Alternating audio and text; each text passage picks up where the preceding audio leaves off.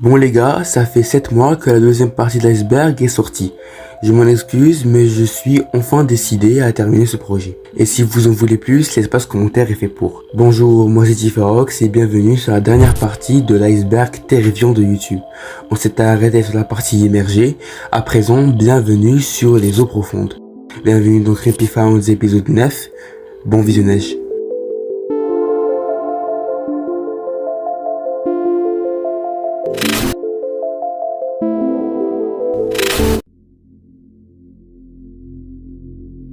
Recherche du Deep YouTube. En plus du haut barré qui t'emmène vers des vidéos extrêmement glauques, et bah il existe une autre façon qui était il y a un temps très efficace sur YouTube. La manipulation est simple, recherchez point et cliquez ensuite sur les propositions arabes ou seulement recherchez le point. Vous pouvez tomber ensuite pour la plupart sur des vidéos à caractère sexuel et rarement sur des vidéos gore en tout genre. Encore une preuve qui montre que YouTube n'est pas tout à fait une plateforme family friendly. Robert Helpman.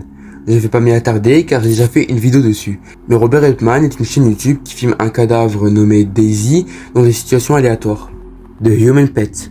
The Human Pet, qui peut se traduire en l'humain de compagnie, est une chaîne YouTube très ancienne qui a été sujet de nombreuses inquiétudes avant de tomber dans l'oubli. Elle a été créée en 2006 et la toute première vidéo nous met directement dans le contexte. Il est là contre sa volonté. Au début, on peut y voir un homme dans une pièce vide, les membres attachés. Un homme vient, le détache et s'en va. Bon, je vais le dire maintenant, c'est une fiction, mais continuons. L'homme est certainement dans un état de détresse évident, les gens se sont beaucoup inquiétés dans les commentaires, étant donné que c'était le début d'internet, donc pour eux, tout était vrai.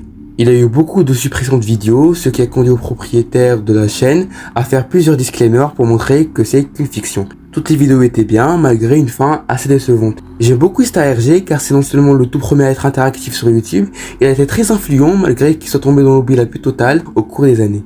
Saint. Je vais pas être long car il n'y a pas tant à dire, mais en gros, Saint est une chaîne YouTube qui fait des gameplays de jeux bizarres trouvés sur internet, souvent sans la moindre voix en arrière-plan. Le mec derrière cette chaîne est assez secret, et le plus flippant c'est que le jeu qu'il présente n'existe que sur sa chaîne. Ces jeux semblent être créés par Saint lui-même, et c'est pourquoi il n'y a pas tant mais beaucoup à dire sur lui en même temps. Il a créé plein de trucs dont on a beaucoup à dire sans nous mener à quelque chose. Dolphin Muzzle. Comme d'hab, j'ai déjà présenté cette vidéo dans une de mes publications. Mais cette vidéo est très dérangeante et en même temps extrêmement nulle. Elle montre un homme ayant un masque de dauphin assez bien réussi qui correspond à cette boutique. Bref, pas plus d'explications. Placement Mastodon. Placement Mastodon est un youtubeur un peu particulier, il a créé sa chaîne en 2012 et déjà à cette époque, il avait 64 ans. Cette chaîne est devenue avec le temps très appréciée par la communauté cover, car oui, ce youtubeur fait des vidéos cover où il chante diverses chansons qui ne sont pas réellement de son âge. Il a construit une vraie fanbase qui ressent de la joie et de la bonne humeur en regardant ses vidéos. Mais cela va prendre un tournant très différent pendant que sa chaîne continue à monter en popularité. Le 11 décembre 2020, un post Reddit très négatif sur Placement Mastodon vit le jour. Avant de continuer, laissez-moi vous montrer ça. Sex Offender Registry. Traduit par registre des agresseurs sexuels. Brièvement, c'est un registre mis en place par l'État américain. C'est une sorte d'annuaire énorme sur les agresseurs sexuels. Elle comporte leur nom, adresse, numéro de téléphone, bref, à peu près tout.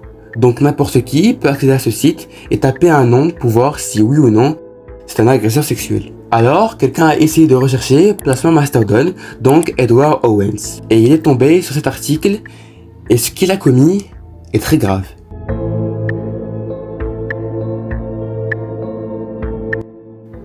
Il a le même nom, le même visage, la même date de naissance, donc on a la confirmation que c'est bien Placement Mastodon.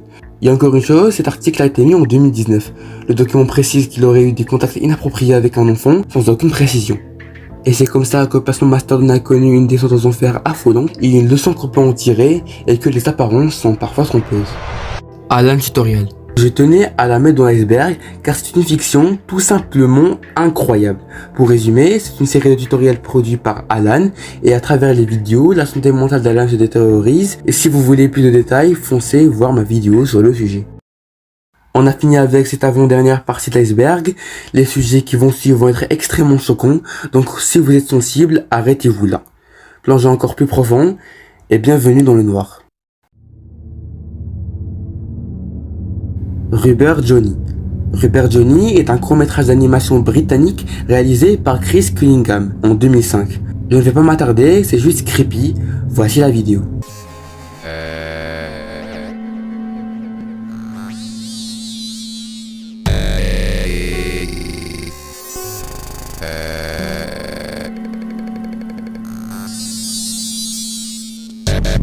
Big Slims.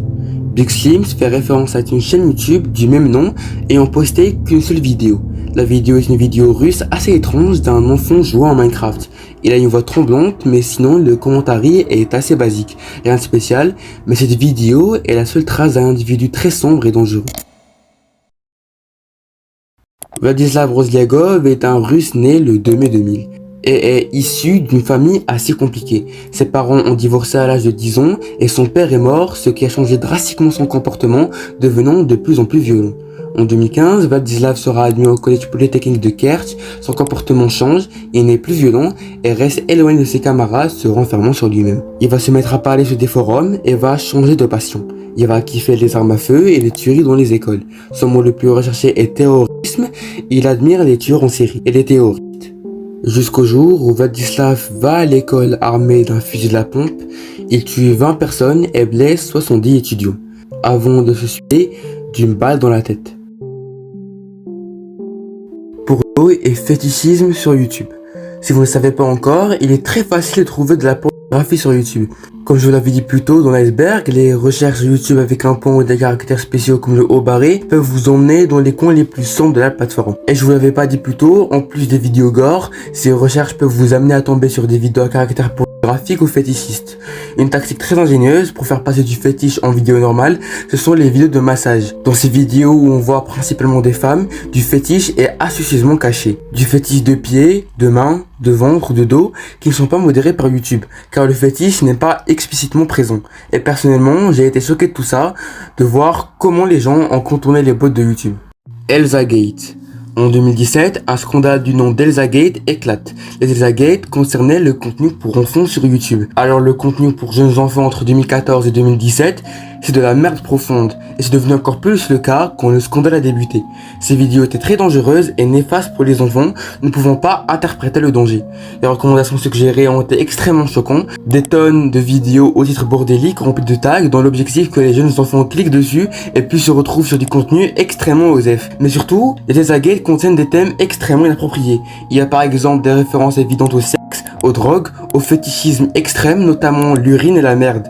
Des choses absolument pas destinées aux enfants, parfois même des agressions sexuelles pour la plupart. Une théorie de la communauté enquêtant sur les Elsagate serait que les personnes derrière tout ça sont des pédophiles se servant des images comme les aiguilles pour facilement droguer les enfants.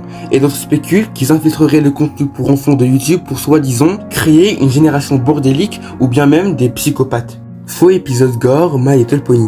Celui-ci est un épisode étonnamment bien animé du célèbre dessin animé My Little Pony. Celui-ci a traumatisé plein de gosses s'attendant à un épisode de leur dessin animé favori. Avant qu'il ne tombe sur le personnage de Pinkie Pie, torturant le personnage Rainbow Dash jusqu'à sa mort. La vidéo est extrêmement gore et aujourd'hui très culte. Pigs Take Revenge and Kill the Man Who... Cette vidéo n'est plus disponible car YouTube a enfin pu la bannir à jamais de la plateforme. Je n'ai pu trouver que cette image que je vais devoir flouter. Et je vais vous résumer cette vidéo. La police a retrouvé au Brésil un homme mort autour d'un troupeau de cochons. L'homme était nu et avait seulement un slip.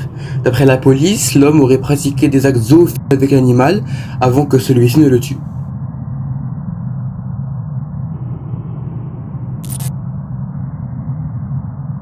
C'est enfin la fin de l'iceberg. J'espère que vous avez adoré la vidéo vu l'énorme taf que j'ai fait derrière.